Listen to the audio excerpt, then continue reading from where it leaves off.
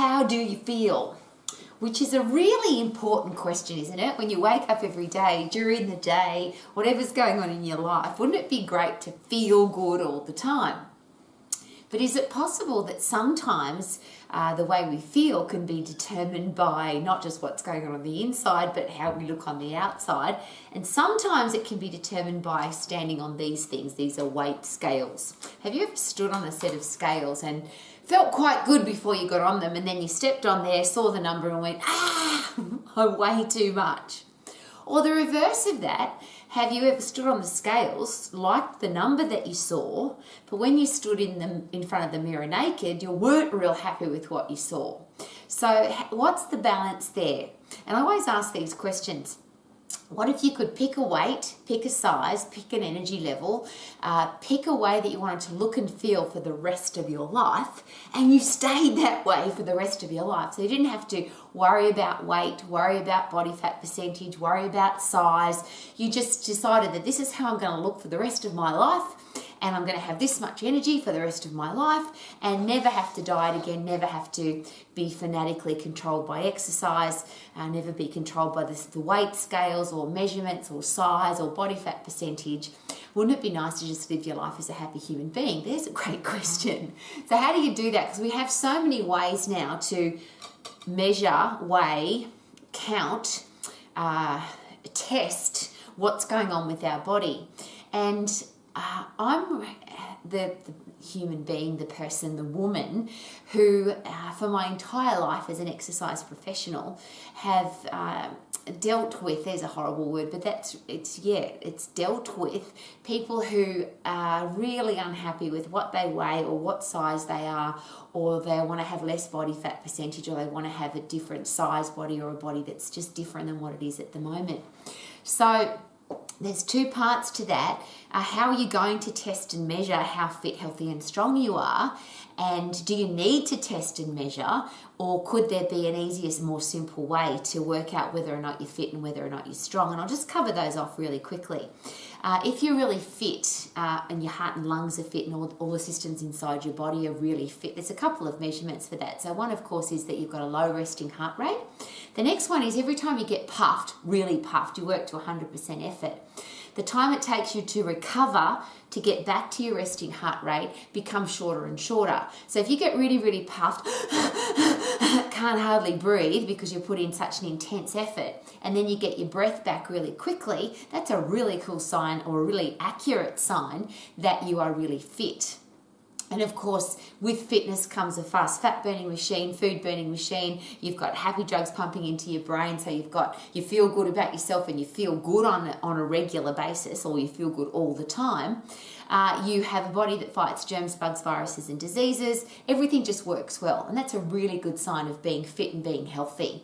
I always ask this question: do you have a stack of energy? Well, there's 4 questions. Do you have a stack of energy? Do you perform at your best? Do you love what you see in the mirror? Do you love how you feel in the shower when you're naked having a shower? And are you getting the results that you want from your eating and exercise plan? And if the answer is yes, my question is always, do you need to test and measure anything? Now, I get that some people are really excited about being a certain weight. Some people are really committed to being a certain size. Some people are committed to having certain measurements. Other people want to be 5% body fat or 10% body fat, or it's a thing they go and get tested on a regular basis. And now we have machines that can test everything, including how old you are. Obviously, we know how old we are chronologically, but there's machines that tell you how old your body really is, how much body fat percentage you've got. And those machines can be anywhere from, well, you can have a body fat test done with calipers, and calipers are not that expensive. But there are some machines that test body fat percentage that are hundreds and thousands of dollars to tell you how much fat there is on your body. Now, let's just work through a really simple process. Let's start with the one that most people use, which is I want to lose weight, or I want to put on weight, or how much do I weigh? Now, the challenge with weight, of course, is it weighs. If you weigh yourself, the number that comes up on the scale is how much your entire body weighs. Now, there's a small challenge with that, of course, because there's 3 things inside your body that you really don't want to lose weight from. So if you start with the first one, which is your bones, If your bones are losing weight, if your bones are getting thinner, that's called osteoporosis. That's a debilitating disease. There's a big word for me today. And if your bones are wasting away and your bones are getting weaker, it means that your quality of life will become very, very poor. One of the worst cases, or in the worst case of osteoporosis, the bone thinning disease, is the main connections, like the neck of femur, for instance, in your leg and your hip. It's a breaking point for bones if they're really weak and brittle. And we used to think that you got weak and brittle bones, you tripped over, and when you tripped over, you break your bones. Well, in some cases now, bones become so weak and brittle inside your body, they break, and that causes you to fall. So I'm sharing that with you because, of course, you don't want your bones to weigh less. So when you put your bones on the scale, you don't want them to be getting lighter. You actually want them to be getting heavier, because if you've lost bone mineral density and you start lifting heavy things, muscles pull on bones and your bones are getting heavier, well, that's really exciting. So we don't want light bones. Now, this is my ball of muscle. Muscle is a hard substance. It's got blood flow and it's quite heavy. So when you put muscle on a scale, although it's only small, it's heavy.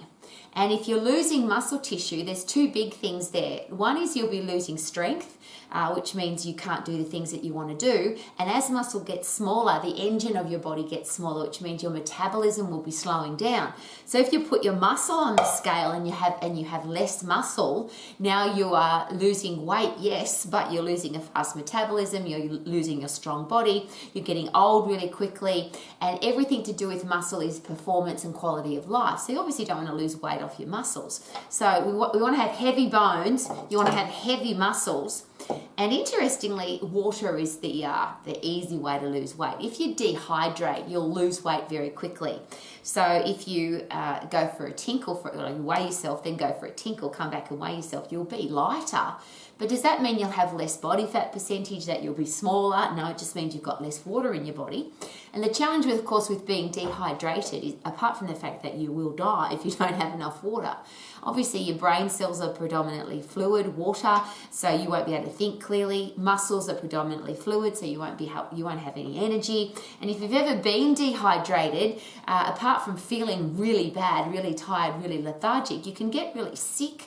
I've done a couple of marathons where I've gotten dehydrated and literally vomited furiously afterwards. Couldn't understand why until the doctor shared with me, well, yes, you were dehydrated. So there's three things we don't want to lose weight from. Is it possible that the weight that we want to lose might be fat, the soft, flabby bits? And could weight then be irrelevant? Because when I weigh myself, and then on top of that, there's fingernails and hair and skin and teeth, and I don't know about you, but I don't want a lighter heart or a smaller liver or a smaller kidneys. I don't want them to weigh less either. I want my body to weigh what it weighs, healthy, fit and strong, and I certainly don't want less muscle or less bone or less water. How about you? So I don't use this. Now, I'm not saying that you shouldn't, and a lot of people do. This is the number one controlling factor of their life. They step on the scales 2-3 times a day. They're constantly, for some people, their happiness is controlled by how much they weigh. I don't want that for anybody. If that's your life and that's the way you live your life and you love weighing a certain way, then of course that's a very personal thing. But the reason I'm sharing this, again, always from my heart to yours, is I've worked with so many people, dealt with, as I said at the beginning, where literally their life is controlled by how much they weigh. Their happiness is controlled by how much they weigh. And often, even if they look good and they feel good and they like what they see in the mirror, if they don't weigh a certain number, they're not happy. So I'll cover that again because it's the biggest one.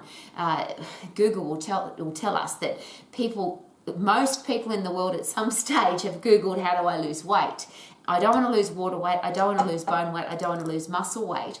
So it could be a kind of an irrelevant test on whether or not you're healthy, fit and strong. So I'll ask those 4 questions again. Do you have a stack of energy? Are you performing at your best? Do you love what you see in the mirror or the way you feel in the shower? And are you getting the results that you want? If the answer is yes, maybe stay away from the testing. And if you want to test those things, the first one is easy. How much energy do you have? How do you feel during the day? Can you do all the things that you want to do with a whole stack of energy? Are you performing at your best? Everything that you do, whether it's your exercise or your work or your sport or your engagement with people or your thinking or your education, are you always performing at your best? And the third one is really interesting because could it be the ultimate test? If you stand naked in front of the mirror with all the lights on or the sun coming through the window and you jump in front of the mirror, is it possible that pretty quickly the mirror will tell you how much body fat you've got, squidgy bits, fatty bits, whatever you call it, excess stuff on your body that you don't like?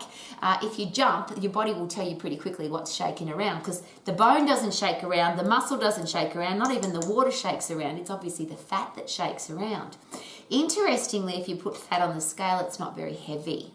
It's big, but it's not very heavy. I'll say that again. Fat, it's big, but it's not very heavy. So how about use the mirror? Make your mirror your best friend. It usually tells the truth, yeah? It doesn't matter what the scale says, doesn't matter what the body fat percentage test says, doesn't even matter what the measurements say. If you jump in front of your mirror, first of all, if you like what you see in the mirror, that's a pretty cool place to start. And if you've got excess wobbly bits, when you jump, you'll find out pretty quickly. The other one that's really interesting, non-invasive, non-intimidating, nobody's got to pinch your fat or put a measurement around you or get you to stand on some scales, is pick an article of clothing. An article of clothing that you want to look good in, or you already look good in, or that you want to, because the beautiful thing about clothes is they don't change size. We change size, but our clothes don't change. I've got a pair of black trousers that I've been using as a measurement tool of my size since I was 18 years of age. And I'm sharing this with you so passionately and so openly, is I don't want you to ever feel yucky about your weight, your size, your body fat percentage. So many people, almost every day, somebody shares with me that they had a body scan done or a body fat percentage test done, or they weighed themselves or they measured themselves and they felt really crappy about themselves. I just want for everybody to feel really good, have a stack of energy, perform at your best, and love what you see in the mirror. And if you stay away from the testing, because there's the reverse of that. This could tell you that you've got the right numbers. The scales could tell you, the body fat percentage could tell you, the measurement could tell you, but the mirror tells you something different. Or worse, you look in the mirror, you love what you see, you feel fantastic, go and get your body fat tested or stand on the scales and you feel really lousy. Why would we do that to ourselves? So I've got to be careful, because I understand some people are really connected to their scales, they're connected to their body fat percentage and really connected to their measurements. But ultimately, what if all those things weren't there? What if there was some kind of gremlin came along and stole all the scales, stole all the body fat testing machines, stole all the calipers, stole all the tape measures, and all we had, or the only way we had to measure the way we looked is the mirror and maybe an article of clothing. So the article of clothing concept is one day every month, for example, at exactly the same time, on exactly the same day, in exactly the same mirror, because we know that mirrors can give us a different perspective depending on which mirror you look in. Try that article of clothing on. And it's interesting, particularly as a woman, if my trousers are too tight, I obviously need to move a bit more and eat a bit less. That's pretty easy. When you're as old as I am, though, if those trousers are too loose, sometimes you sacrifice having loose trousers and it shows in your face, because obviously if you start losing a lot of excess fat, that fat also comes off your face and can make you look particularly old. Now, there's a lot of people that would rather look old than have a big bum, and there's some people that would rather have a big bum and have a young face. That's a really personal thing. But isn't it interesting that the mirror will tell us that and an article of clothing will tell us that? So people ask me all the time, Rowie, what's the best way to test my fitness, my health, my strength, my energy levels? How do I test all of that? And here's some really simple things to consider. Number one is your resting heart rate. That's a really good measurement of how fit you are. How long it takes you to recover after you get puffed. How strong you are is very easy to test, because if you're getting stronger, the weights will be going up. The number of things that you can lift will be going up. The number of, or how heavy the thing is that you are lifting, that number will go up. And if the number's going up, it automatically tells you that your bones are getting stronger, your muscles are getting stronger, your body's getting stronger, because you can lift heavier. That's really easy. When it comes to energy levels, that's just a simple question. How do I feel? And if you don't have a stack of energy, what do you need to do to change it? It's a real feeling thing. And interestingly, a lot of our feelings have a lot to do with our hormones and our emotions. And it's really interesting, when you're really fit and when you're really strong, is it possible that you have more control over your emotions, so that you have less chance of being emotional, less chance of thinking emotionally, and more chance of thinking logically. And often when we stand on the scales or we get a body fat test done, that can affect us emotionally, but if we think about it logically, it makes it a little bit easier. And if you're fit and strong, obviously your emotions are something that you can be in control of rather than your emotions controlling you, and I think that's awesome. How about you? So if you've got a fit, strong body, which is easy to test, what's my resting heart rate? How quickly do I recover after I'm getting puffed? How heavy can I lift, and am I getting stronger because I'm lifting heavier? Obviously, I'm getting stronger.